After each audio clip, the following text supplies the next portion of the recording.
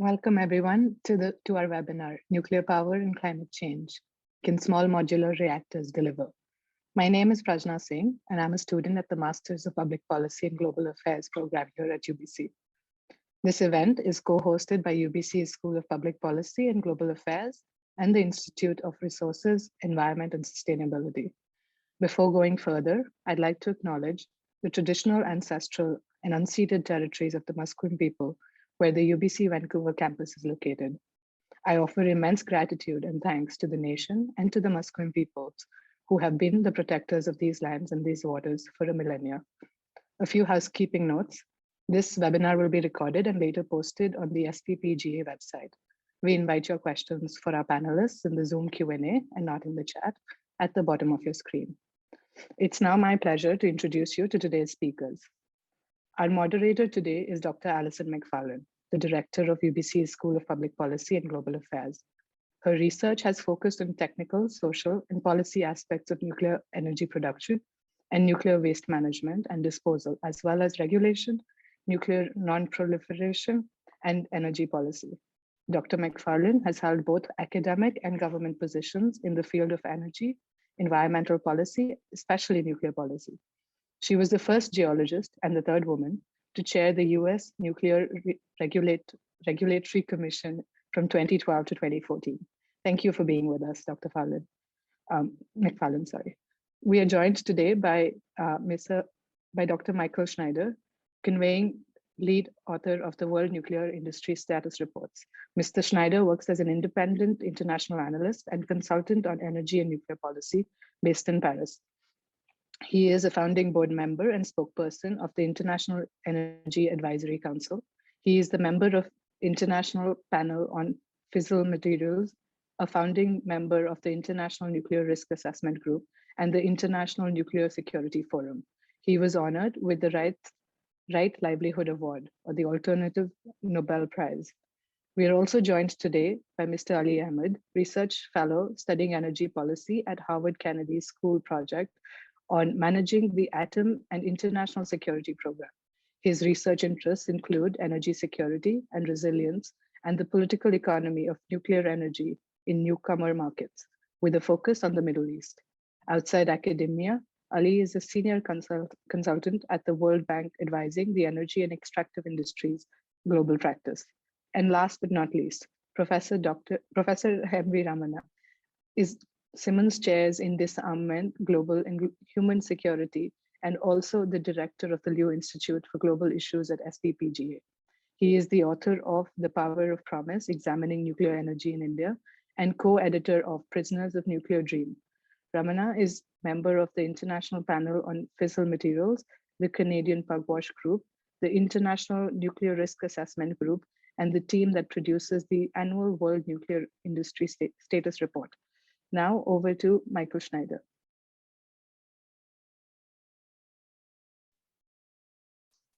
Thank you very much for that kind introduction. I will share my screen. Let's hope that this is all going smoothly as it should be.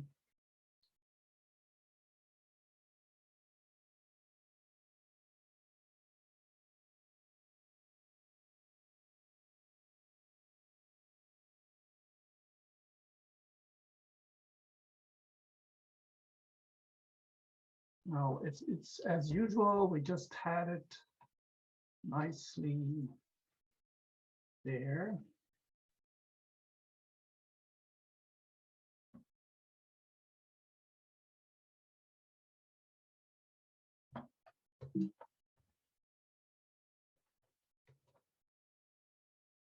Is this now showing okay? Yes, go ahead. Looks great. All right. All right. So the World Nuclear Industry Status Report is the attempt to put together a team, international, interdisciplinary, to do a multi-indicator analysis that goes over the long term, because energy policy and nuclear policy are issues that you have to look at over the long stretch. An annual sort of photograph doesn't tell you and teach you much. You have to look at the at the overall situation going back decades to understand the status and trends. So this is the team of this year's report. It's a 409-page report, and I'm very fortunate to have Ali, Ahmad, and Ramana on that team. So the first indicator is the nuclear electricity generation. We have seen a situation where we have a drop that has been spectacular, over 100 terawatt hours less than in the previous year. We see that if we look at the share of nuclear power in the electricity, we see that most of the historic peaks have been many years ago. One significant fact for 2020, China for the first time overtook France as the second largest nuclear power generator behind the United States. Here we have the evolution of the electricity generation by nuclear power plants since 1985. And we see that we had an evolution that went up till a maximum in 2006. And we had this significant drop after the events in 3/11 at the Fukushima plant in Japan. We had an increase after 2012 until this very serious drop in 2020. Now, the share has been going downhill from about 17.5% in 1996 to about 10%, just over 10% in 2020. However, if we look a little closer, we see that it's really China that has been dominating the statistics here over the past decade. If we take China out, we see that the overall generation dropped by about 5% to the lowest level since 1995. This also raises questions about the resilience, because obviously the resilience of nuclear power, and we'll come back to that. But in this case, it's resilience linked to COVID-19 and the various effects. These are reactor startups and closures. Startup for us is grid connection, closure is grid disconnection. So when there are reactors, like it happened in Canada, for example, that have been shut down for a number of years, and then finally a decision has been taken to keep them off the grid, we don't take that year of the closure decision. We retroactively correct the numbers and take the last year of electricity generation. So this is the reason why this bar here in 2011 becomes longer and longer, because a number of Japanese reactors are taken off the grid for good that have not generated any electricity since 2011, 2012, but sometimes also since 2007. Again, the role of China here is very dominant, and we see that if we have had 5 startups in 2020, we had 6 closures. 2 of the startups were in China. Same situation in the first half of 2021, with half of the startups in China. So if we look at the situation outside China in the world, we see that pretty much not a great deal has happened in terms of startups since over the past 30 years. And in fact, over the past 2 decades, we had 98 closures versus 95 startups, but 47 of those startups were in China. So outside China, we have a net balance of -50 reactors. This is the cumulated situation with the uninterrupted increase until the end of the 1980s. We have then this plateau situation until the events in Japan in 2011, this drop, and then this increase again. However, what looks like this is one of the typical examples. If we look at the past decade, it doesn't give you the full picture of the evolution, because if we had mid-year 450 reactors operating, there were already 418 reactors operating 30 years earlier. So we did have, interestingly enough, a record in mid-year in installed capacity. That's interesting because we have seen at the same time a phenomenal drop in output. Possibly or likely that that maximum capacity will not survive the year, because there's a number of reactors that are scheduled for closure, and they likely exceed the number of started up reactors. This is a picture of the reactors under construction in the listings. Again, we see that we had the peak of the numbers in 1979 was 234, and we have seen over the past few years around 50 reactors in the listings.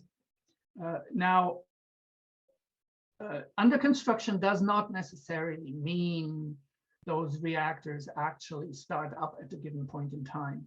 1 in 8 units that were in this listing at some point did not make it to the grid, but construction was abandoned. Either right in the beginning, like after a few percent of construction, or there are examples where plants have been entirely constructed and decision was taken, whether for safety, economic, or other or legal reasons, not to switch them on. So 1 in 8 has been abandoned. Obviously, one of the latest examples is the VC summer plant in the US. If we look at the construction times, this is an assessment of the past decade of the 63 units that started up. And we see we have a mean time for construction. Construction is it's used here in a technical sense. And the usual understanding internationally in the industry is that construction starts with the beginning of the concreting of the foundations of the reactor building. So that does not include all the licensing procedures, all public consultations, or the site preparation, etc. So that's just this moment, the starting concreting. And so that is 10 years on average, obviously with a huge range between 4 and over 40 years. This is another indicator that is important, obviously, to get an idea of where we're going. This is construction starts under the definition I just gave. And we see that the peak, historic peak, was in 1976 with 44 units that started up.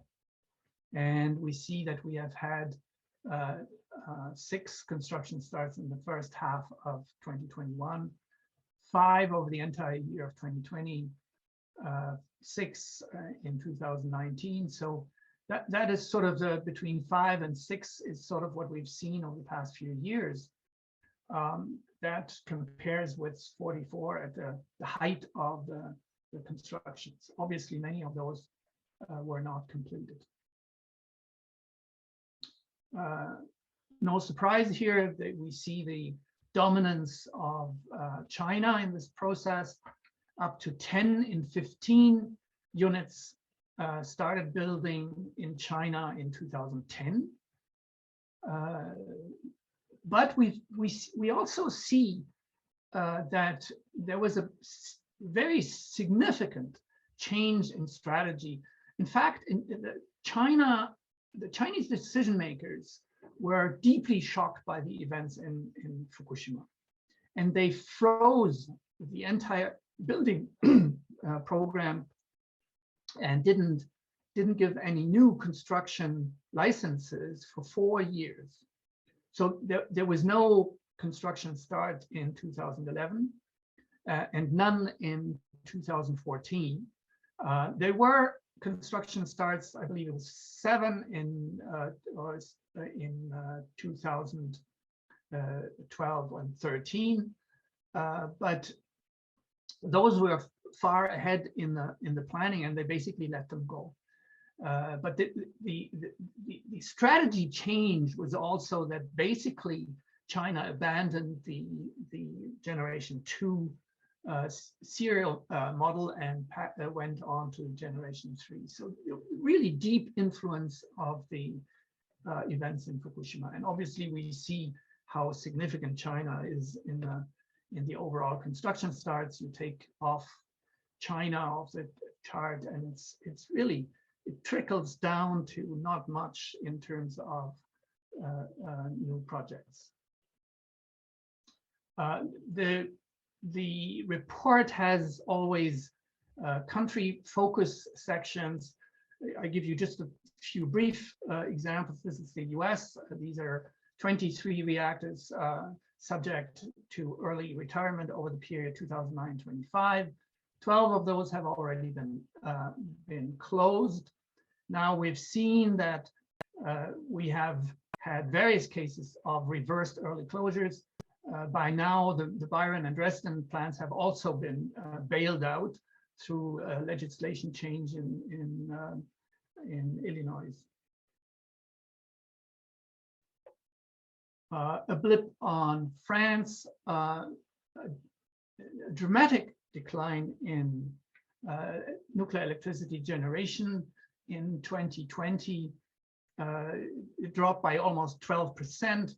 Lowest production since 1992, and interestingly enough, it's the lowest share of nuclear power with 67% since 1985. So a dramatic decline here.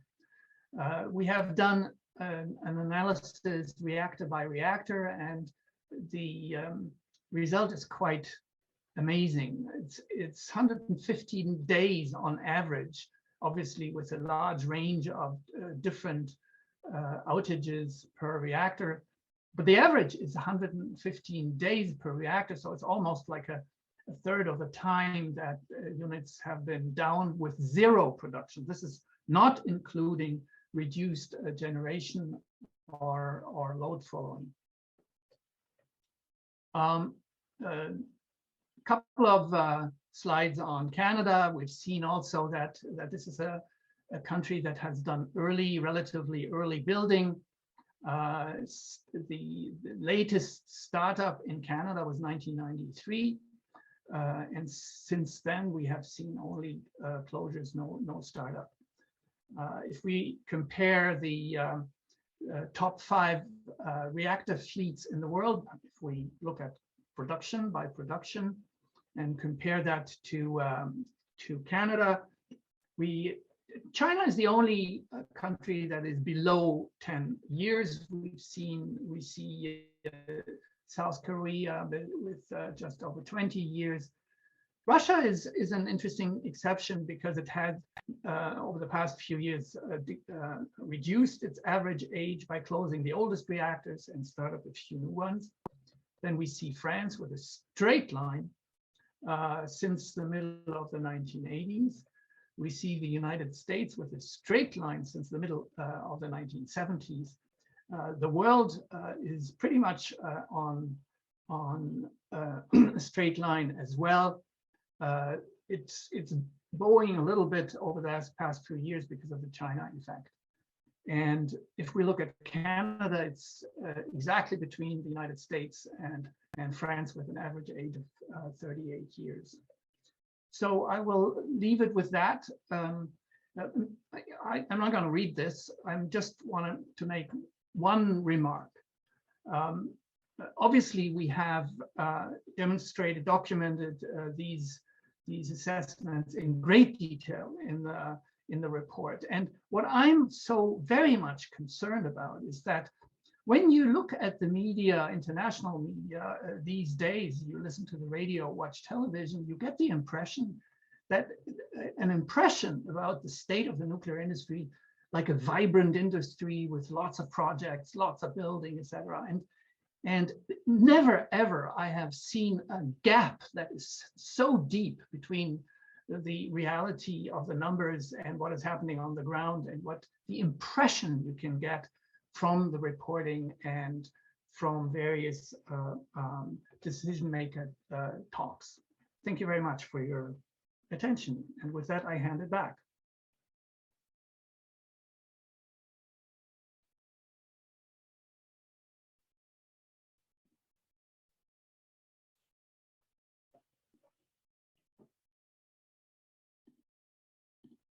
All right. Hi, everyone. First of all, it's a true honor to be speaking on this event and be in the company of three of the most influential voices on nuclear energy on the global level. It's really a privilege. My part in this presentation is to talk to you about the interaction between nuclear energy and climate change, which for a long time has been seen through the lens of climate change and decarbonization. And I would actually argue that without the issue of climate change, perhaps nuclear energy would not be present, at least in developed country and OECD countries. However, in recent years and particularly in the last decade, we are witnessing increasing frequency and intensity of extreme weather events driven by climate change. And this has impacted not only nuclear energy, but essentially all energy sources and energy systems. So therefore, the concept of energy resilience and how these energy systems react to disruptions is increasingly becoming an important topic that touches the daily lives of people, but also policymakers and regulators as well. First, I thought it would be useful to make this link or this link of attribution between global warming or climate change on one hand and the occurrence of extreme weather events on the other hand. Clearly, this is an evolving area of research, and as the climate changes, we will know more, we will have more evidence around this attribution and this connection. However, based on 2018 metadata that was published in Nature, and the status report has highlighted this in this year's report, there's actually strong evidence around the linkages between climate change and extreme weather events. The biggest evidence occurs on the on heat and drought events, also on the rain and flooding. Clearly, the level of evidence differs by the availability of studies that looked at these different events. But because the biggest evidence on heat and droughts and flooding to some extent, there is no surprise to see a link between these extreme weather events and with energy sources that use water for cooling, including nuclear energy sources.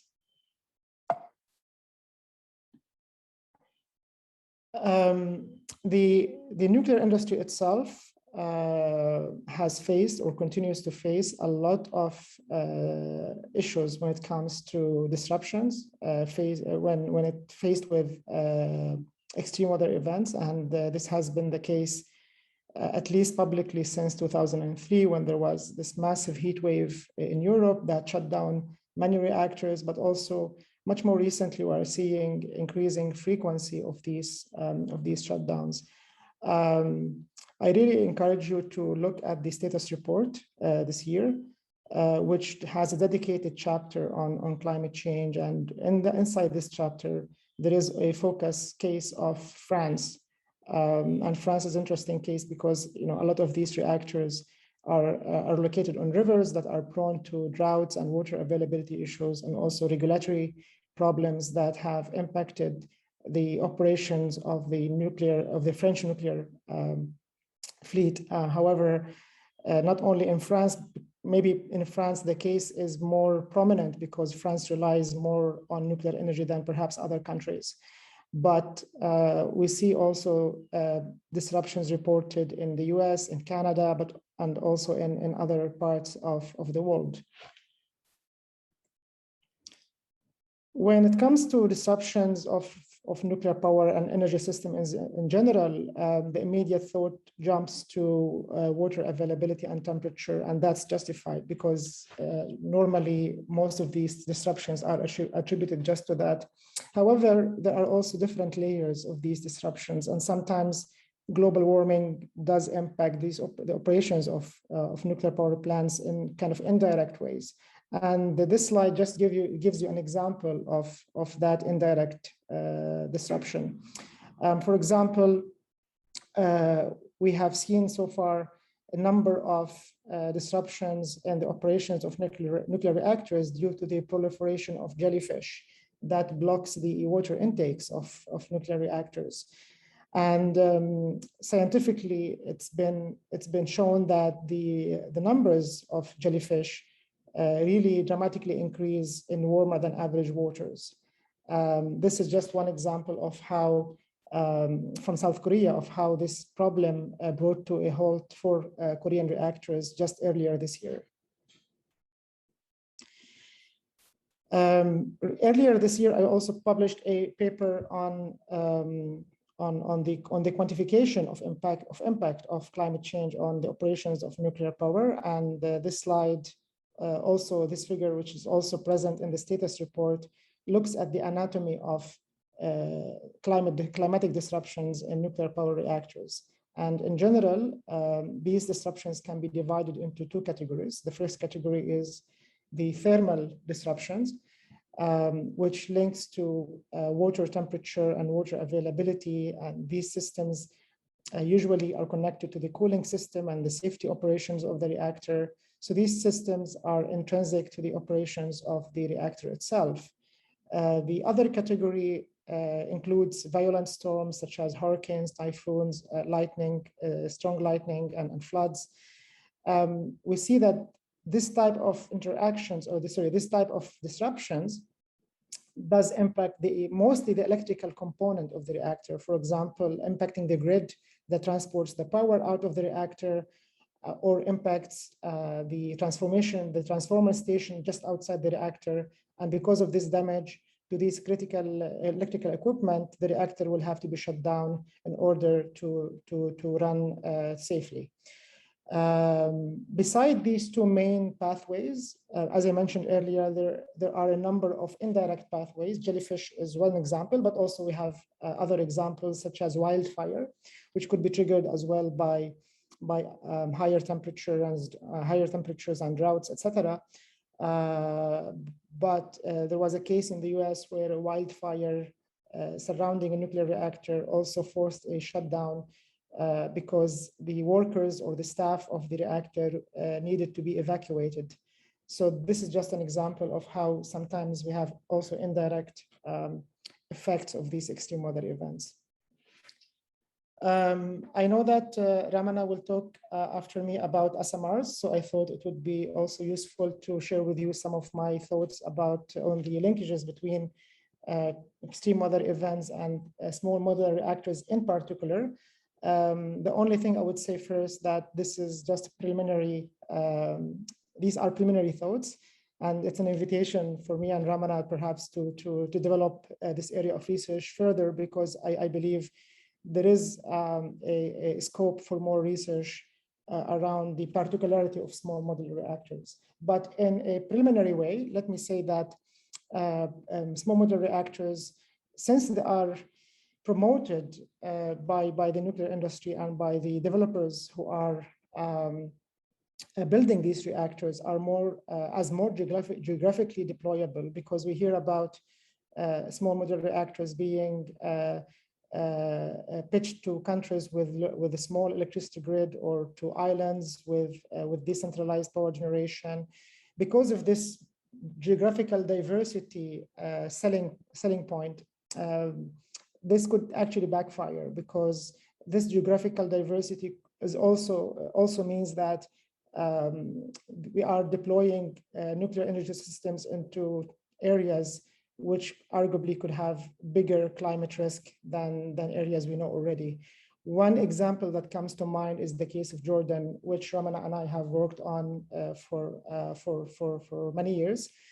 Jordan right now is thinking about having small modular reactors, but Jordan is one of the most vulnerable countries in the Middle East to climate events, and one of the most water-stressed countries in the world. So this is, again, like we are deploying this technology in a country that is already facing climatic events, which could be even worse in the future. I think it would be a simplification to say that SMRs are more vulnerable or less vulnerable, because I think the exact vulnerability, of course, always compared to large reactors, the exact vulnerability is technology specific, and it would depend on the coolant of the reactor. Clearly, water SMRs would have perhaps the same risk profile as large reactors climatically, but that does not mean that other reactors with other coolants will not have vulnerability. For example, air-cooled reactor or gas-cooled reactor might be also vulnerable to air temperature increase. Also, one important factor is the plant design. For example, does the SMR units take the water coolant through one channel, or is it, or does every unit has its own water intake channel? Because in the first case, one blockage in that channel could affect the whole fleet of SMRs. And my last point on SMRs is that they can adapt to climate change. However, because of this adaptation intervention, there will be like a trade-off for that. And the trade-off is increasing the cost. But as we know, SMRs are already economically uncompetitive. And adding this component of cost to SMRs will make things even worse in terms of economic competitiveness. I would like to finish by offering the following policy implications based on the climate change chapter in this year's status report. The first observation is that this increasing emphasis on energy resilience also demands a new type of suitability assessments, particularly siting assessments for these reactors, large or small. And these assessments should also take into account the technology that is being deployed and the system vulnerability in the context that they are deployed in. The second observation is climatic disruption could be more consequential for nuclear power, clearly for large reactors, because you are taking off the supply large chunk of electricity. But more importantly is these climatic disruptions could be, they could compound a serious nuclear safety accident, or they could be a precursor of nuclear safety accident. For example, imagine the possibility of having some evolving safety scenario and then having a wildfire or a storm nearby, which could complicate reaching to the reactor and responding to the crisis. So this could be a real challenge. I know that the possibility of these two things happening at the same time is very, very small. However, it's not really unthinkable or impossible. The last point, I think, as I mentioned earlier, with regards to SMRs, nuclear energy and all energy sources can adapt, or there is some technological intervention to adapt to climate disruptions, but this adaptation will come at a major trade-offs, including cost and economics. Thank you very much, and I hand over to Ramana.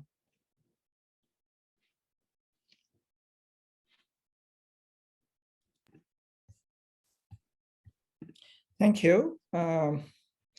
Okay, can you all see my screen? Yeah. Thank you all for attending, and to SPPGA for organizing this event. I'd like to start by picking up where Mycle sort of left off, which is to explain that the state of nuclear energy around the world is not great. It's not doing so well, and in particular, it's not economically doing so well. And the response from some members in the nuclear industry has been to promote what are called small modular reactors or small modular nuclear reactors. And for the most part, these are what I would call paper designs or PowerPoint designs, in the sense that they talk about the media. When you read it, it seems as though they're actually real reactors, but most of them are just theoretical designs. And so that's something to remember, because the media often uses terms like small modular reactors are cheap, but you cannot say they are cheap until they have actually been built. So that's something to remember to start with. But let me start with first the definition of a small modular reactor. And by a small modular reactor does not have to be physically small. What it has to be is that its power output is said to be less than 300 megawatts. Now, increasingly, what we are finding is that for reasons which have to do with economics, sometimes even larger reactors are being branded as small modular reactors. An example is the United Kingdom's the Rolls-Royce reactor that is being developed in the UK. The smallness of the power capacity can be compared with the average capacity of operating reactors around the world today, which is nearly 900 megawatts. If you just average all of the reactors that are being defined as operational by the IAEA. And as Mycle has told you, many of them are actually not really operational. But this is just to give you a sense of what kind of reactors are out there. The other term that is in the word small modular, in the term small modular reactors, is modular. And what really this means is that the aim is to get the reactor constructed by assembling a bunch of modules made in factories. And the reason for doing this is because in the past, if you look at large nuclear plants that are being built in the past or are currently being built, they require a substantial amount of work at the field site where the reactor is being built. And that is seen as a driver of costs. So the hope is that by moving this back to the factory, you would be able to control costs. And this is not something that is unique to small modular reactors.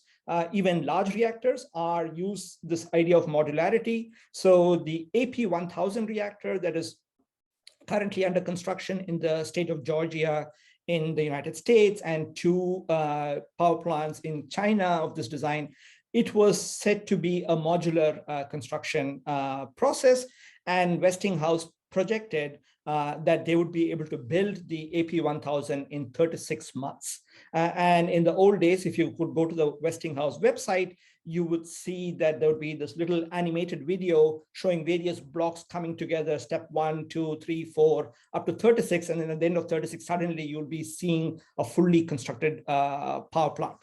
Now, in reality, that just didn't happen. All of these projects have been much longer, and they have really not, this idea that modularity is going to save costs and time has not really materialized. Small modular reactors are extremely popular, as I said, in terms of the media, and there's been a lot of media coverage.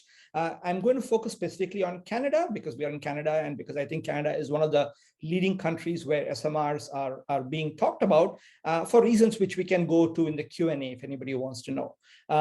So there's a lot of media coverage. There is funding that has been offered by the Canadian government. Just last year, over the last 12 months, there's been funding given to terrestrial energy, about $20 million, and around $50 million to Moltex in New Brunswick. To put these figures into context, it costs something of the order of $1 to $2 billion to convert one of these paper designs into a design that can be licensable and constructible, so that the kind of hard questions that any good nuclear safety regulator will ask, what will it do in the event of one of those climate emergencies, that climate hurricanes or fires or things of that sort that Ali talked about. These are not easy questions to answer. On paper, it all looks very good, but if you really ask hard questions, you'll have to do a lot of experiments, come up with data to substantiate the idea that the reactor would be safe, and that costs a lot of money. And in the case of the new scale nuclear small modular reactor design that's under development in the United States, they've already spent about $1 billion US. And they expect to spend another 500 to 700 million US dollars. So that's the kind of order of magnitude that you'll require. So these amounts that we are talking about are really quite small in terms of commercialization, but nevertheless, they represent, in our opinion, a distraction from the job of actually dealing with climate change. Why is there so much attention to SMRs? There's a term that I learned from somebody who used to work with the Nuclear Regulatory Commission. That was not Allison. It was somebody at the Brookhaven National Laboratory who used this term called happy talk. And these are the way that typical technology promoters use to promote their technology. And so SMR vendors use a lot of this kind of happy talk. And what's also important to remember is that SMR is not one design. There are multiple different designs, each of which have different properties. And in some sense, when we use the term SMRs, all of those are smushed up together. So you see, for example, SMR vendors talking about SMRs being cheap. You hear them saying that this is safe, no accidents are possible, that they are not a threat to proliferation, or they will not create any further proliferation risks, that they will reduce or sometimes even eliminate the possibility of nuclear waste. They can be built in new markets. Ali talked about developing countries. In Canada, there's a lot of talk about building them in remote communities and mines. And so this is the idea that SMRs are going to solve all of these problems. And if you keep listening to some of this talk, soon you'll also think that they can also slice your bread while they are at this task. The question is, will these claims actually be realized? And the first thing to note is that, as I mentioned, there are multiple SMR designs, and each of them have different technical properties. And if you think about the major social and economic challenges confronting SMRs, that of economics, that of proliferation, that of waste, that of safety, all of those properties will never be realizable in a single design. Any design that tries to address one of them will typically make one of the other challenges worse. The second is that because we're talking about small modular reactors, they start with a fundamental problem, which is that they lose out on what are called economies of scale. Ali sort of mentioned this briefly. These are standard sort of rule of thumb that designers use, called this little formula that I've put up here. And usually this kind of idea is just to capture the fact that when you build a power plant that generates 10 times as much electricity and therefore 10 times as much revenue, it does not necessarily require 10 times as much concrete or 10 times as many weldings or 10 times as many workers.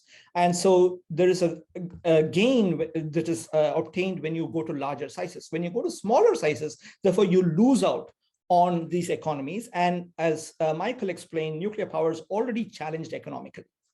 The second is, for the same reasons, you also will find that typically, for all else being equal, a smaller reactor design will generate more spent fuel, will have more proliferation risk. I'll say a few words about sort of the experience so far. So just to start with, reactors, nuclear reactors around the world started off being small. So we've had experience with small reactors, maybe not exactly these designs, but other small reactors. The United States, for example, built a number of them. And I'll give one example of how one of them fared. This was in Elk River, and this was branded as rural America's first atomic power plant. And the plant basically ran over the cost estimates and the final cost was about 250% of the initial cost estimate. It operated for exactly 4 years. And the first time there was a major equipment problem, the owner of the utility decided that it was not worth for them to replace that component simply because the plant was not making them enough money. So it was shut down after just 4 years. If you look at current plants, again, actual projects are delayed just as well. So in Argentina, it's constructing the CAREM 25 reactor. It was supposed to be completed much earlier, but as of the last update, which was in November 2020, it's only 70% constructed. There's no completion date which is mentioned.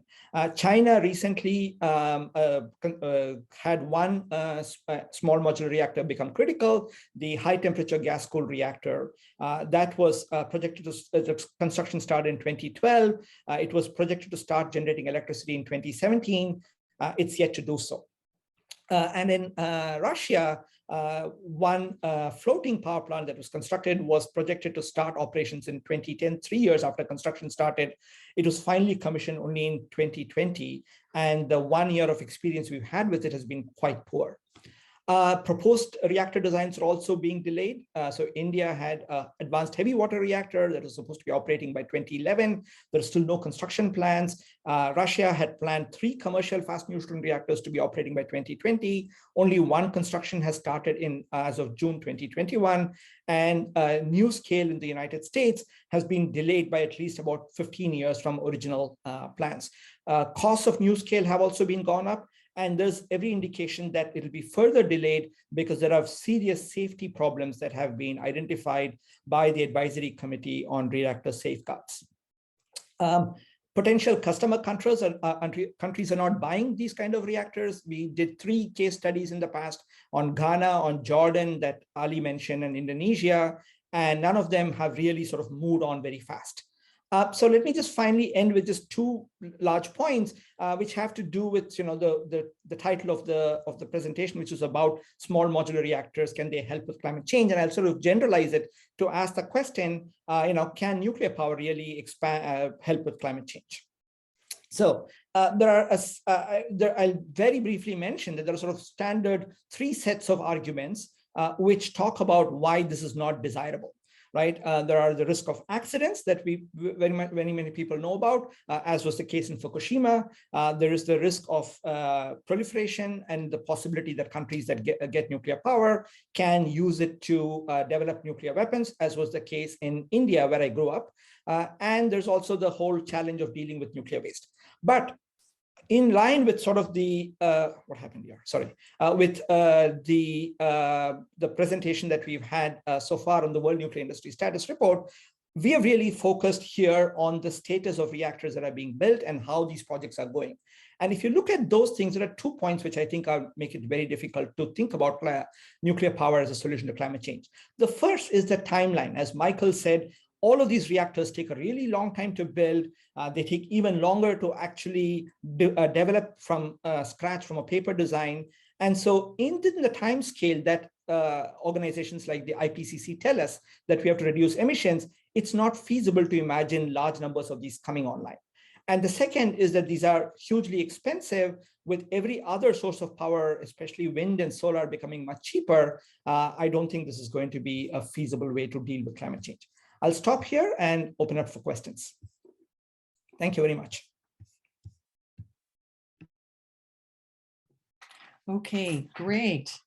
Now that the other panelists are joining us, we have some questions in the Q&A, and I'm going to start off with a few questions, but I encourage you all out there listening to add your questions to the list, and we'll do our best to get to as many of them as possible. But let me start off with a couple questions. And first, let me start off with you, Mycle, because you started things off for us. And so you noted that there was a sudden drop off in generation in the past year. And I wonder if you might talk a little bit more about why that happened and whether you think that trend will continue.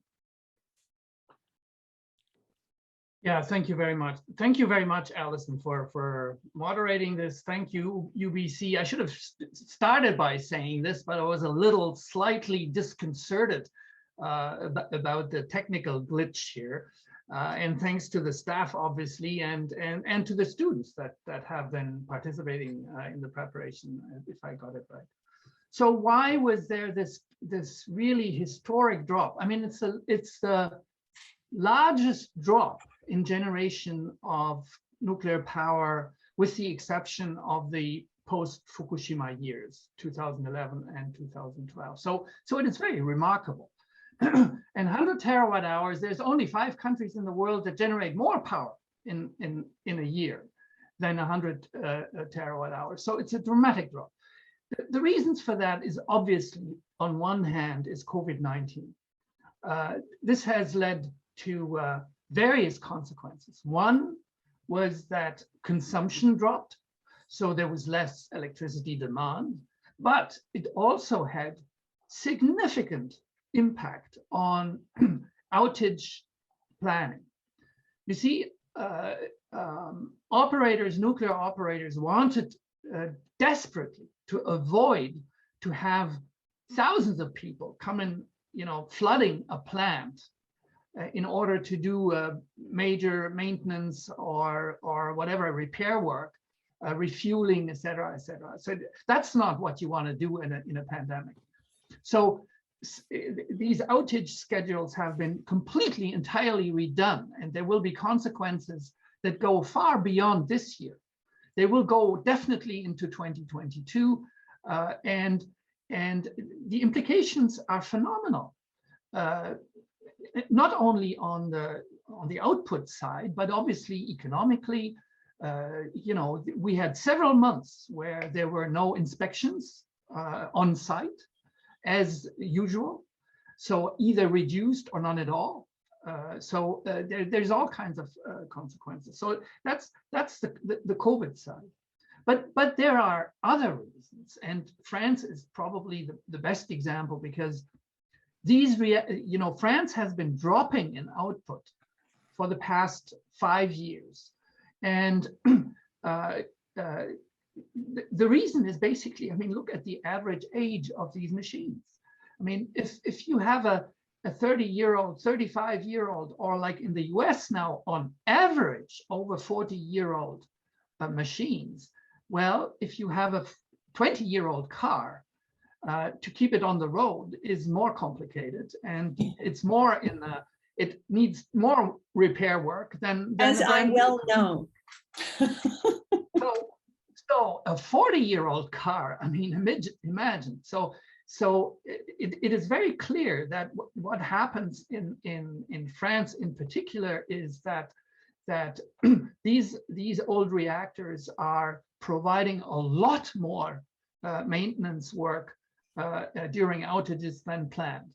To give you an idea, we have looked in detail how often reactor per reactor the outage planning has been changed. So you start an outage, and the generator, the nuclear electricity generator, reports to the grid management, to the grid operator. The planning for restart of the reactor is that date, a given date. So let's say 4 weeks later. This date, restart date, is modified up to 40 times, 40. So pushed back, pushed back, pushed back, pushed back. And interestingly enough, it's even in the last 24 hours, sometimes you have like 5 changes of the hour of the restart next day. So the visibility has dropped dramatically on nuclear generation, and a key reason is definitely age. Okay, thanks. So a question now for all of you. I'm thinking about especially what has been termed newcomer countries that don't have nuclear power yet.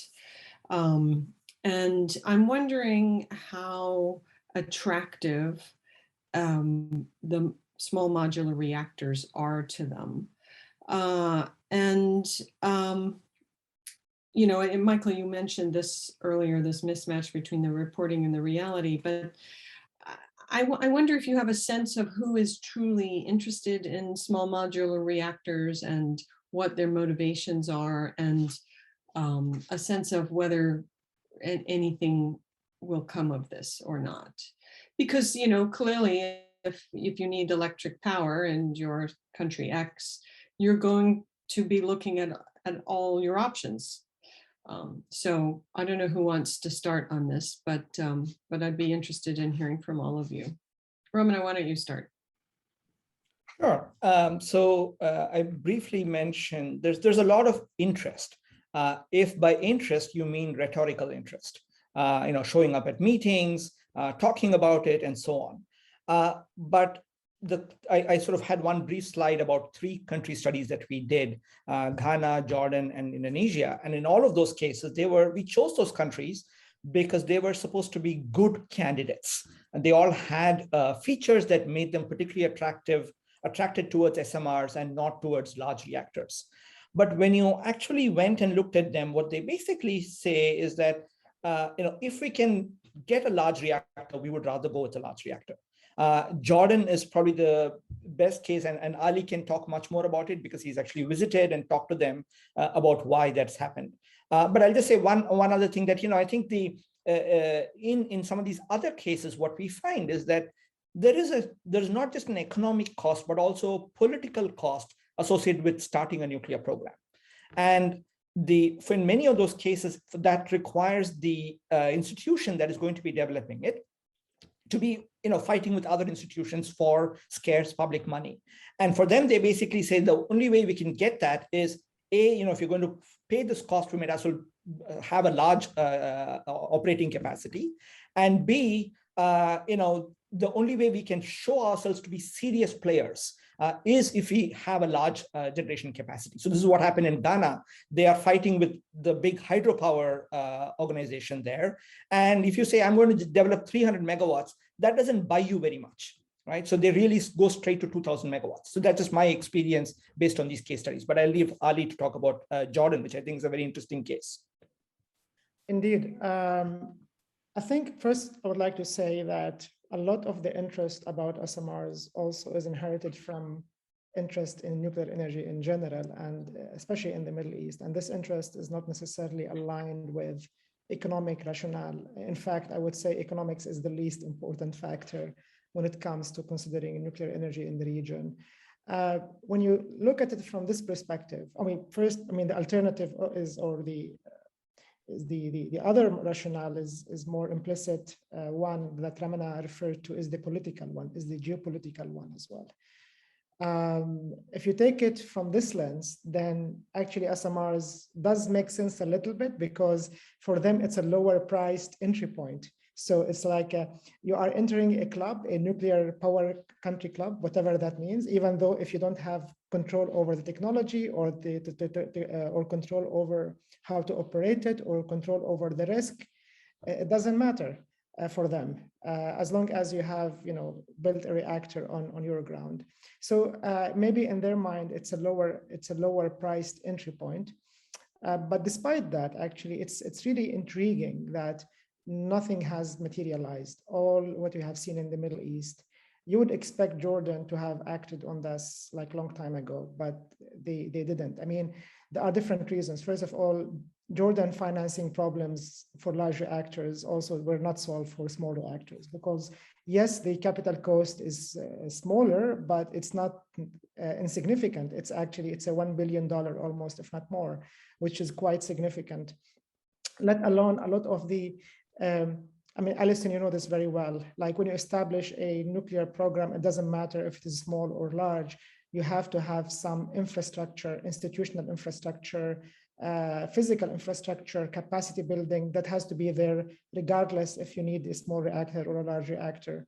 And these countries, particularly Jordan, by and large, they have really did not cover that aspect. Mm-hmm.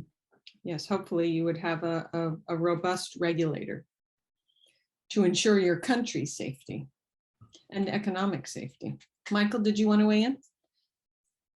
Yeah, maybe a couple of general comments. I think it has to be clear that there's not really, this is not a buyer's market, it's a seller's market. You cannot, today you cannot sell a nuclear power plant if you don't bring the money.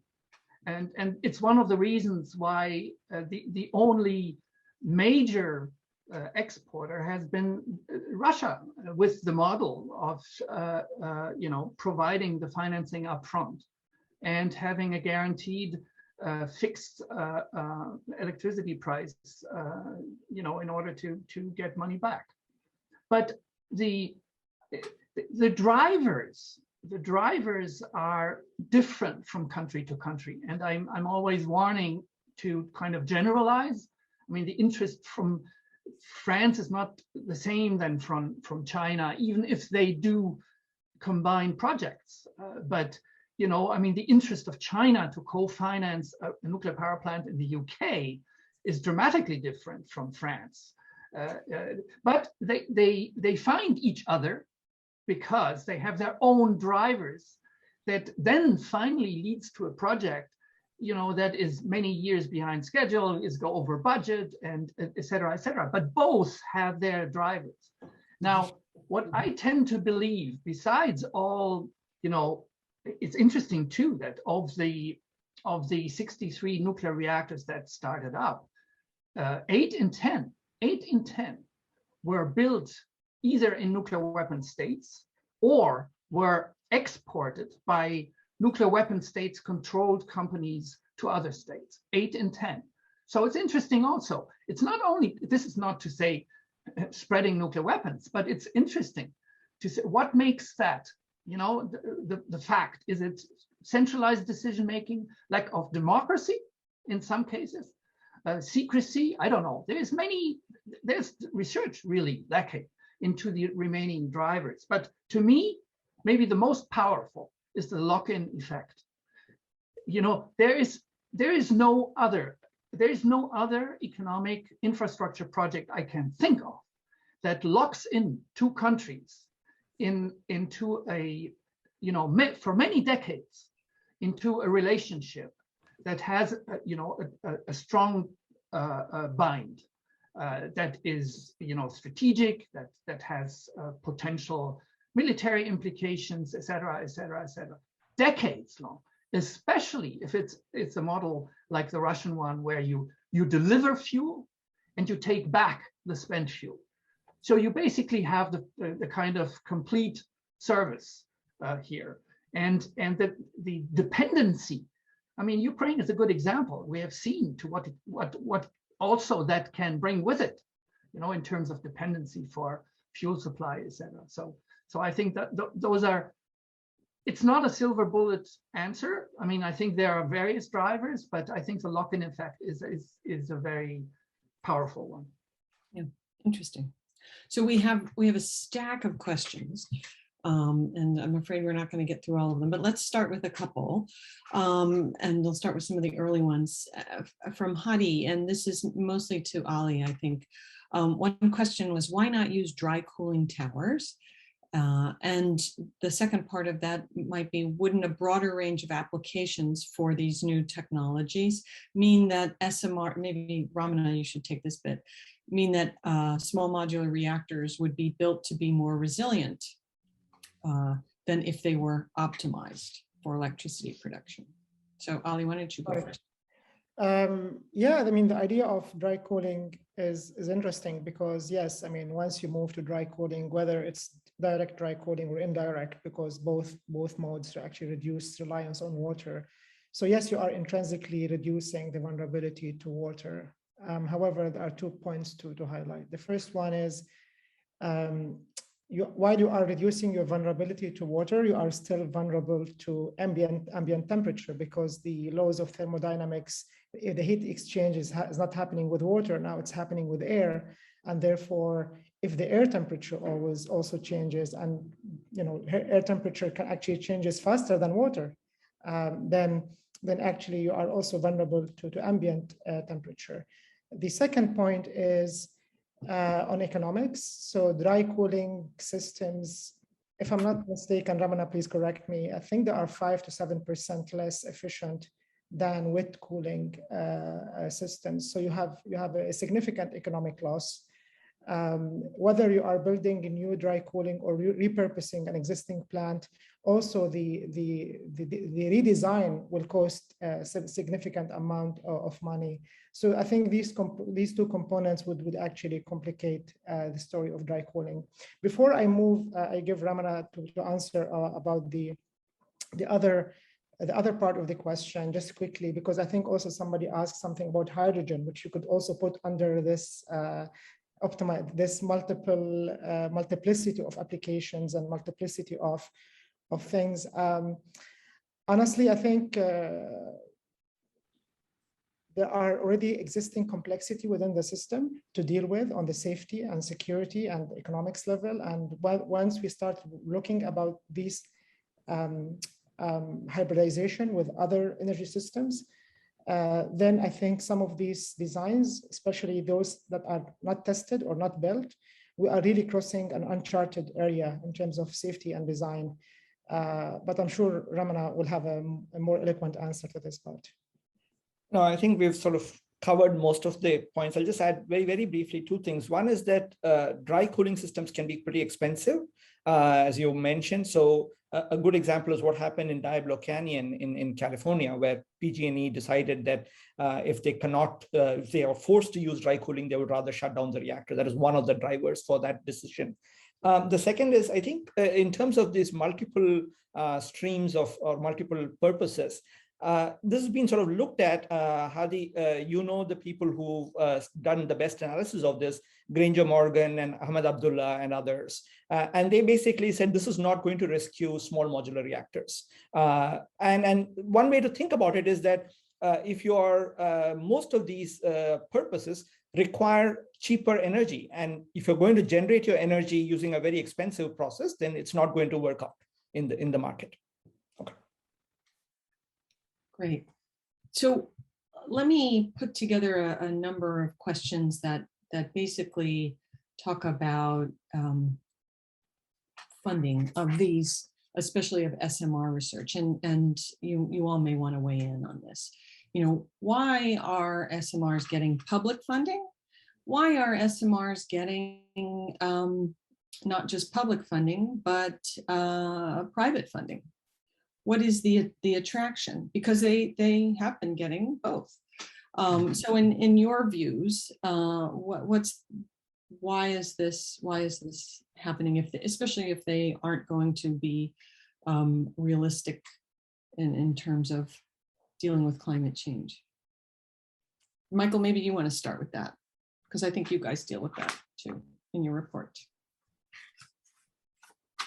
Well, I think, one has to be very clear is that research is one thing.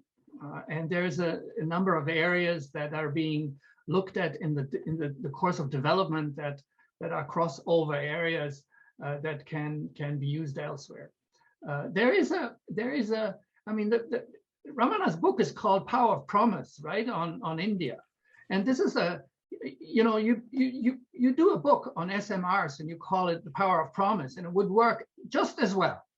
It's very powerful to say, well, in fact, we admit large reactors, have actually failed in the current, energy market environment. It's become irrelevant, nuclear power. So here we have a technology that will solve, on the way, a number of fundamental problems. You can read headlines like nuclear waste eating reactors. It's become so absurd, but the promise is always behind. The second thing is that don't forget that the numbers we're talking about in funding is very small. It's tiny compared to what would be needed and what has been already spent in the only example. Ramana gave the example of NuScale, but you can also take Bill Gates, who started a company 15 years ago, and after 15 years he does not have anything, right? Now for him it doesn't really matter whether he puts $1 billion in there or 2 or whatever, but interesting is that it keeps the rhetoric going that Bill Gates' book was a very significant sort of stimulation for others that point to, hey, Bill Gates says that. And my response to that is very simple, is after 15 years, he has nothing. No design that is licensed anywhere in the world, no pilot, no site, no nothing after 15 years. So that's a problem. So in fact, one has to, I think there's just a lot of fantasy, and the fantasy works. It works, it appeals to people. This is new. This is, that this is not much of that is actually new if you look at it, and it's not been successful so far. That is not secondary. Ramana, or okay, let me just quickly jump in, and I think this is a big question, and like a good academic, I'm going to say somebody should do a good research project on this. and actually go and ask these people who are funding this why they are doing so, right? I don't think people have actually done that. But I'm going to speculate here, which is also another thing that academics do quite often when they don't know the facts, which is that, so if you look at Bill Gates that Mycle sort of proposed, he has this couple of designs and he's funded maybe of the order of 10 or 20 million dollars into it. I don't know how much exactly he's put into it.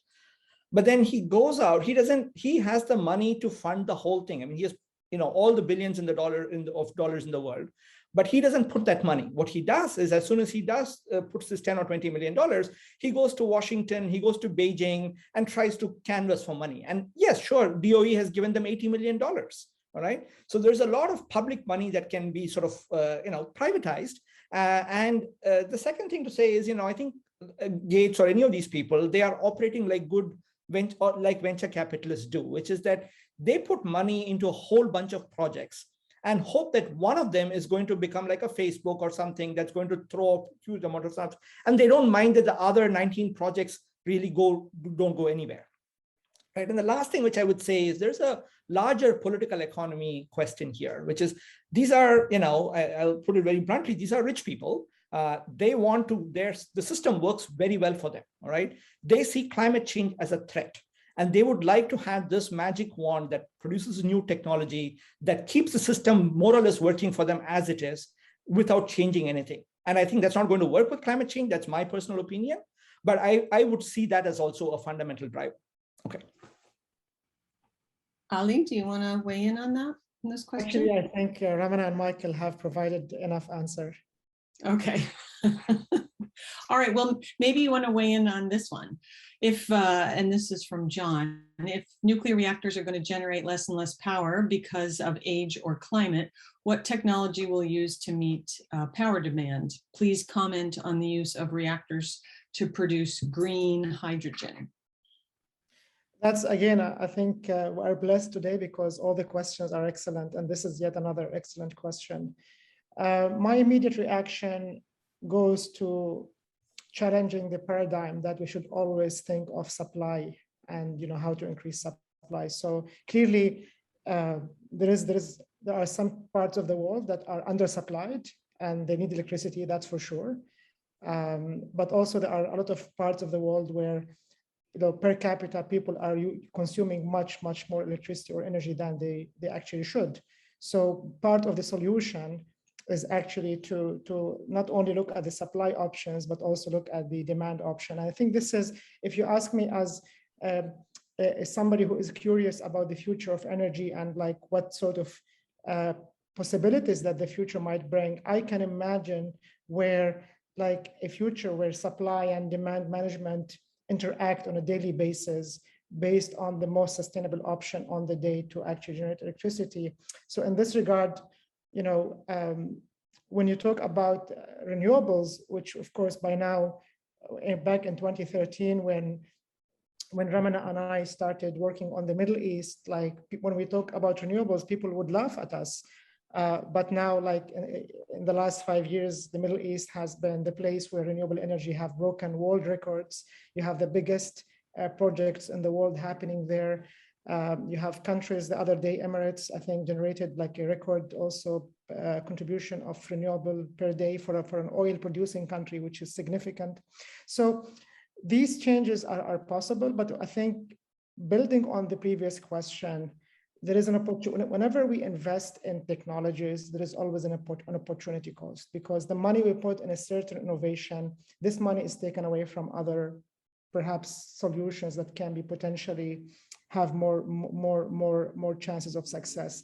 And I think this is kind of, I see this problematic because when you look at the other innovations, such as energy storage, such as smart grid, demand management, behavioral sciences, there is a lot of research to be funded, which could be part of this holistic solution. I know I haven't provided like a one like specific answer, but I think it's a combination of these factors that the future should hopefully bring. So a quick question for Mycle.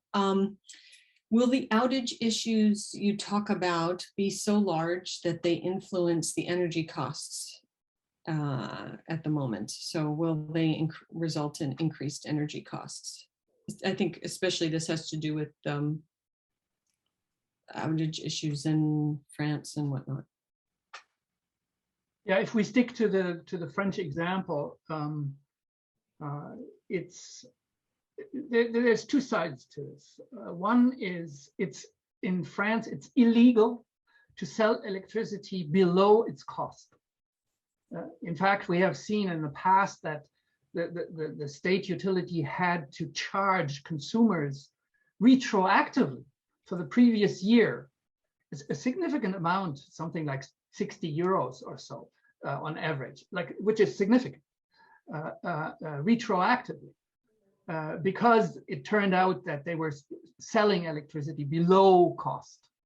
The second part is that, and that came out of a sensitivity analysis of the French Court of Accounts. And the Court of Accounts in France, la Cour des Comptes, is basically the only organization that has the power to ask for real numbers.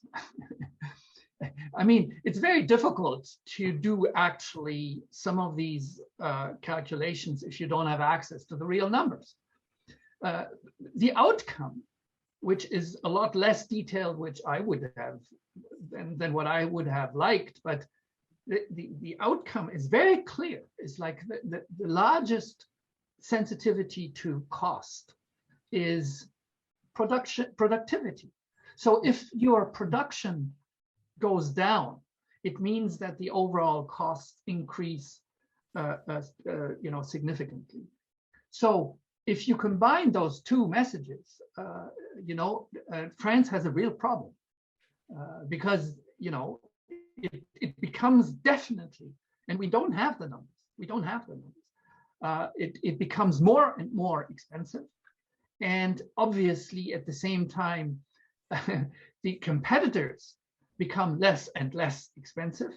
We are now at a level where you have, solar at 15 euros per megawatt hour in Spain. Now that's the same grid system, the same European grid system, 15 euros per megawatt hour. You cannot operate a nuclear reactor, any nuclear reactor in France for that cost. I'm not talking investment, I'm talking operation and maintenance. It's impossible. So you have these pressures from two sides. So then there's a question here from the UK where they say that recently the weather they've experienced has meant that wind power generation capacity has dropped significantly.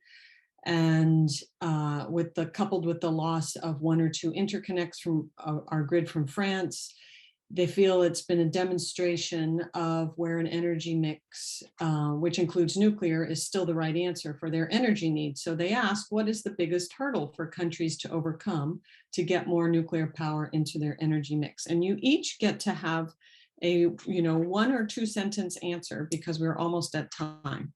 So Ramana, I'm going to start with you, and then go to Ali, and then go to Mycle.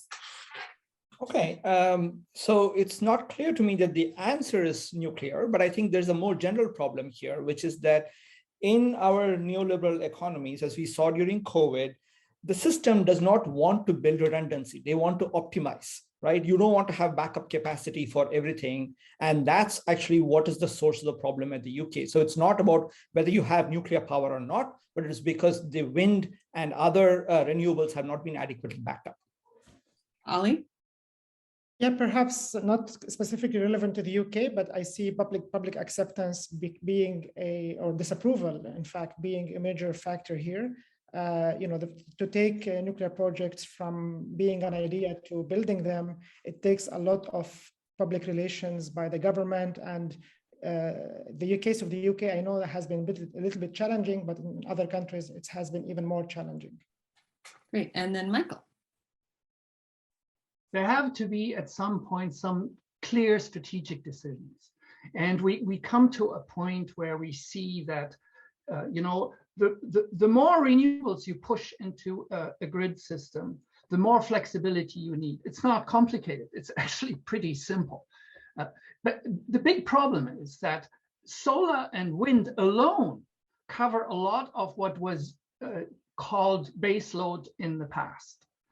The baseload concept has flown out of the window because, you know, with solar and wind already covering a big chunk, it means that, you know, nuclear does not have that place. So it's in direct competition, and that's not being solved by the current systems. Let me say one additional sentence to grid stability. It's interesting that the grid operator in September in Germany released its annual report stating that they've done this for 15 years. They never had a grid stability that was larger than now, with 45% renewables in the grid. It's a matter how you adapt to higher percentages. And you know, this is what is happening. You take out the baseload concept, and you have to add a flexibility, whether it's demand response, whether it's storage, et cetera, et cetera. And that is behind schedule. It's very clear. That shift in the system design is behind schedule. And I personally, I'm a real believer in hybrid solutions. Hybrid, you combine things, you combine services. When you have solar panels on irrigation canals in India, this is ideal. You cool the panels so they become higher productivity panels. And you reduce you don't need any particular space, additional space, and you reduce evaporation of the water. So it's a win-win-win approach, and we need that kind of intelligent thinking of systems that we need for the future. Great. I want to thank all three of you for fantastic presentations and a good discussion. And I want to apologize to everybody in the audience who wrote questions and were thinking heavily about this and we didn't get to your questions. But thank you for participating. And thank you for your attention. I will close the event now. So please, everyone, have a good day wherever you are. And keep thinking about these really important issues. Thank you very much. And feel free to email me, and I'm happy to answer the questions over email. Great. I'll pass them on. Bye-bye.